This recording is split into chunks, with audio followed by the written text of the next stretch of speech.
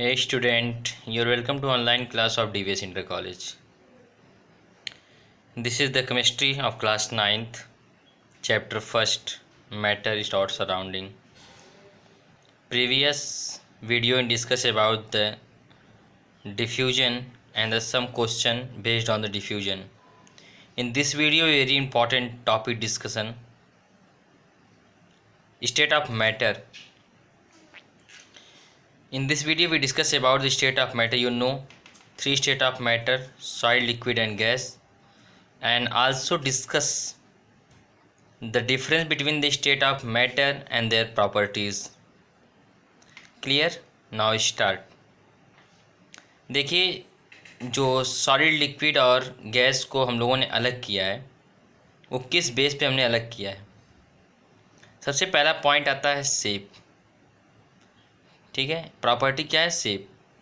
Actual में जो solid होता है इसके पास फिक्स शेप होता है, क्योंकि इसके जो पार्टिकल होते हैं टाइट पैक्ड होते हैं, पैटर्न वाइज पैक्ड होते हैं, इस वजह से इसका शेप क्या होता है? फिक्स होता है।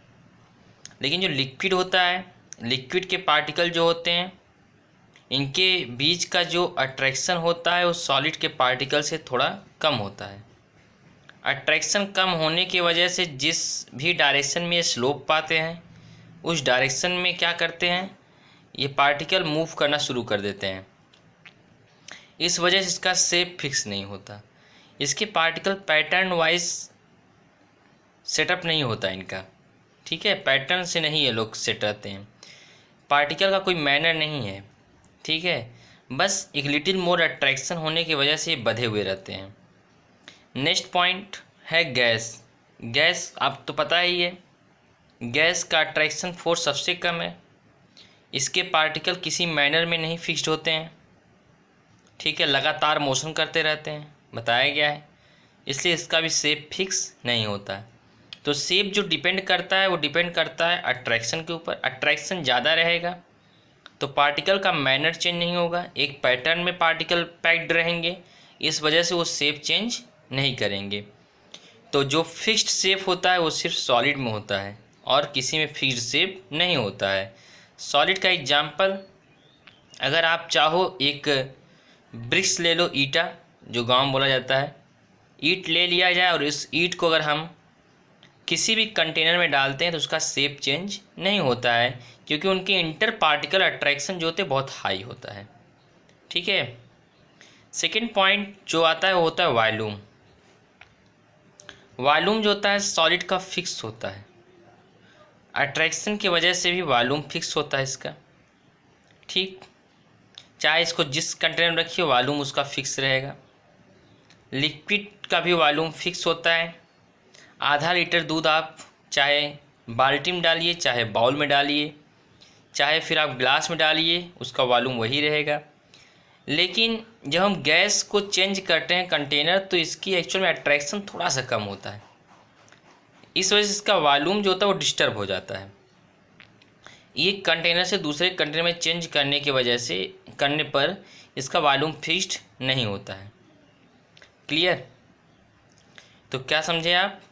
वॉल्यूम जो होता है सॉलिड में फिक्स होता है, लिक्विड में फिक्स होता है और गैस में फिक्स्ड नहीं होता। कंप्रेसिबिलिटी क्या है? कंप्रेसिबिलिटी कंप्रेसिबिलिटी का मतलब होता है कि when we apply force then the particle change their original position temporally और परमानेंटली।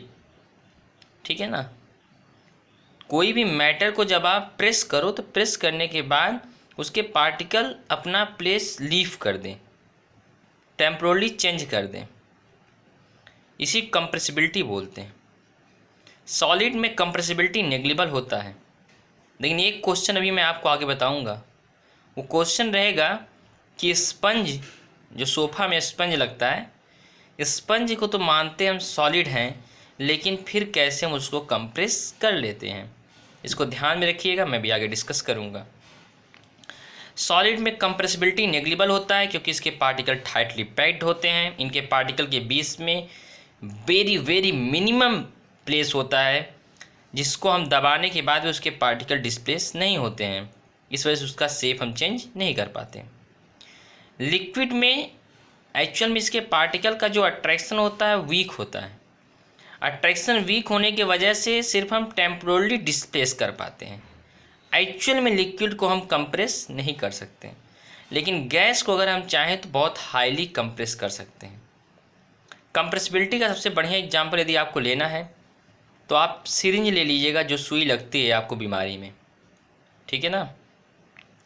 उस सुई को लेने के बाद आप क्या करिएगा, उस सुई में एक में चाक भरिएगा, दूसरे में वाटर भरिएगा और तीसरे में गैस भरिएगा, और उसके नीचे अपना अंगूठा लगाइए या फिर रबड़ का कार्क लगा दीजिएगा और दबाने का प्रयास करिएगा। देखिए किसमें ज़्यादा दबा पाते हैं आप, किसमें ज़्यादा कंप्रेस हो पाता है। तो आप पाएंगे सबसे ज़्यादा कंप्रेस जो होगा वो गैस में ही होगा। क्लियर ना? Very good. नेक्स्ट पॉइंट आता है आपका rigid body. Rigid body are those body which are inflexible और अनबेंडेबल, जिसको ना तो हम शेप उसका चेंज कर सकते हैं और ना ही उसको मोड़ सकते हैं, ठीक है, ना उसको हम दबा सकते हैं, फ्लेक्सिबल नहीं होती है, ठीक है। सॉलिड एक ऐसा है जिसको ना तो हम उसका शेप चेंज कर सकते हैं, ना तो स्लोप डाउन होने पे वो फ्लो करता है। क्लियर ना? इसलिए क्या है, ये एक रिजिड बॉडी है। कैसी बॉडी है? रिजिड। इसके लिए भी एक क्वेश्चन बढ़िया सा आता है कि जब रबड़ एक रिजिड है तो कैसे इसका शेप हम चेंज कर लेते हैं। लिक्विड नॉट रिजिड होता है क्योंकि शेप चेंज हो जाता है इसका। गैस भी नॉट रिजिड होता है। लास्ट पॉइंट इस वीडियो का है fluid. Fluid are those substance which has nature to flow, जिसके पास फ्लो करने का नेचर हो, ठीक है ना, जो बहने का गुण हो। जिसमें कौन बहता है? लिक्विड और गैस। सॉलिड बहता है क्या? नहीं बहता है। अट्रैक्शन हाई होता है। नहीं तो डस्टर अगर रखते हो तुम टेबल पे तो डस्टर बह के नीचे गिर जाता, टीचर खोजता रहता कहाँ गया डस्टर, कहाँ गया डस्टर, ठीक है ना। बुक रखते हो ऊपर, ऊपर पढ़ रहे हो और ये बुक बह गई ऊपर से, ठीक है ना, फ्लो कर गई। क्लियर ना? ये तो sum property discuss. Next property discuss with next video.